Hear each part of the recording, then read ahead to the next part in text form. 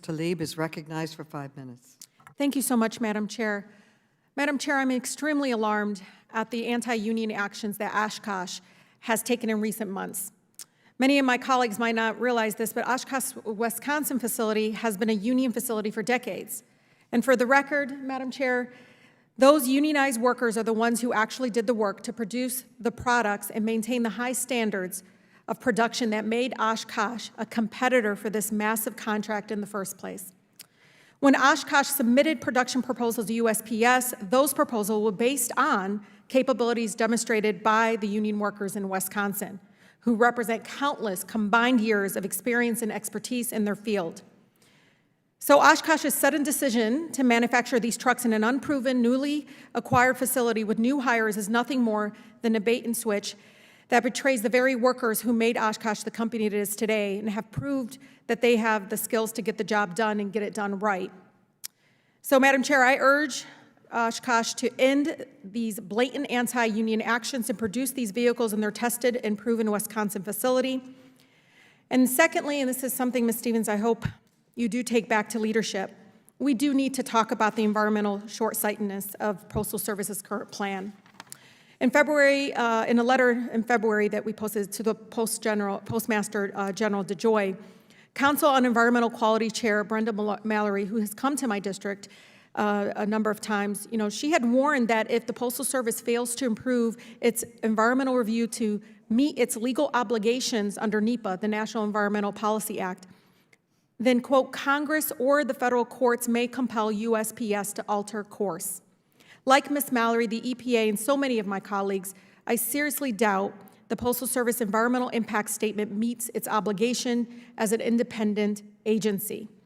Ms. Stevens, is it fair to say the Postal Service followed its policies under NEPA and would, quote, emphasize environmental issues and alternatives in the consideration of proposed actions, which is direct quote from USPS's own policy on NEPA implementation?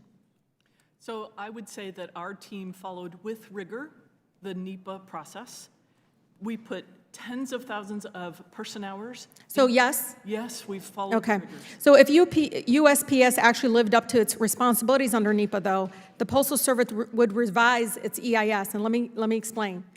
Getting it right means saving billions in maintenance and fuel costs and slashing toxic pollution that is choking our communities. I have one of the most polluted zip codes in the state of Michigan, so this is extremely important to my residents. USPS has repeatedly acknowledged that electric vehicles are potentially a better option in its responses to the Inspector General and the EPA, so all we're asking is Postmaster DeJoy and USPS leadership to do is to stop intentionally making bad choices. And let me explain, Ms. Stevens. Right now, what is the maximum number of electric vehicles and the minimum number of gas vehicles the Postal Service can order and meet its contractual obligations right now? 50,000, which is the size of the order that we placed. But there's room to buy more vehicles, electric vehicles, way more, correct? Correct, but those would have to be justified and funded. I urge the Postal Service to revise its EIS to bring itself back into line with the law and administrative policy. And what it is this is a rare opportunity, because right now you could be doing more. And one of the things is the future of, I think of our climate crisis and so forth. But this is an opportunity. I think you guys are shortfalling, really not doing the maximum you could be doing in that regard. One of the things that I continue to hear from workers and folks on the ground is that we didn't do our due diligence as a federal government with the EIS. And what they're saying is that we didn't go farther, as Ms. Mallory, again, working for the Biden administration, this is a person, again, that has been on the ground talking to people that looks like you all might end up in court to compel you to comply with the NEPA standards. Are you all aware of that?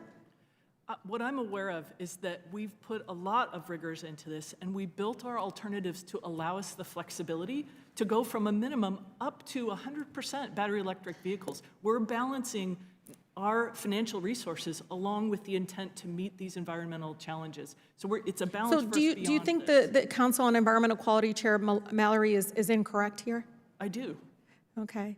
So you're probably going to end up in court. You were aware of that? I'm aware what's covered in the media. I'm also aware of... No, this is factual. I don't really direct the media.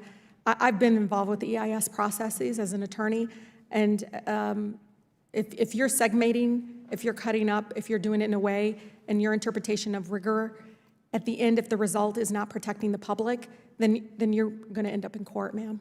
Thank you so much. I yield.